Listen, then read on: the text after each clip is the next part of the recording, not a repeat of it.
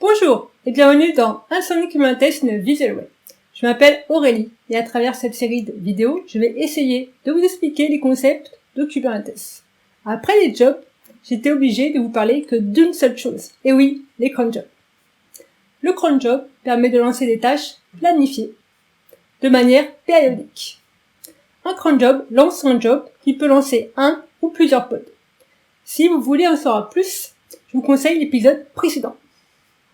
Un cron job est utile par exemple pour des backups de bases de données, pour des tâches de nettoyage, de clean, et pour tout type de tâches planifiées, comme par exemple l'envoi d'emails.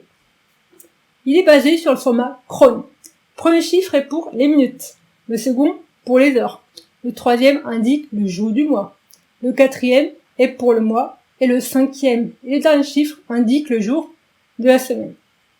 Après la théorie, passons à la pratique. Et oui, c'est ma partie préférée.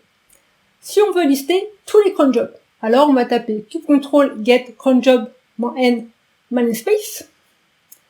Si on veut également créer un cron job de manière impérative, on va pouvoir le faire. On va lui demander de s'exécuter toutes les 5 minutes à partir d'une image BusyBox. Du coup, on va taper kubectl create cron job mycj -image égale BusyBox. Au moins schedule, on lui demande de tourner toutes 5 minutes, -n dans mon espace. Il est également possible de le créer de manière déclarative, en codant un manifeste YAML. Ainsi, on va pouvoir définir le nombre de jobs failed, le nombre de jobs en succès, et d'autres options très utiles. Et comme dit dans l'épisode précédent, on peut créer un job à partir d'un cron job. Pour cela, on va taper kubectl create job myjob, from cron job my cron job, -n -space. On peut également changer la périodicité, le scheduling d'un cron job en une ligne de commande.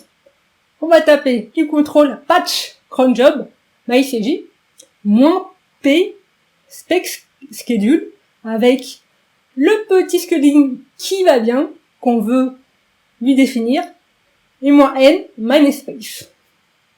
Et on peut supprimer notre cron job préféré avec la commande kubectl delete cron job ou cj mycj -n -space. Et oui, on peut utiliser le nom court d'un type de ressource, cron job.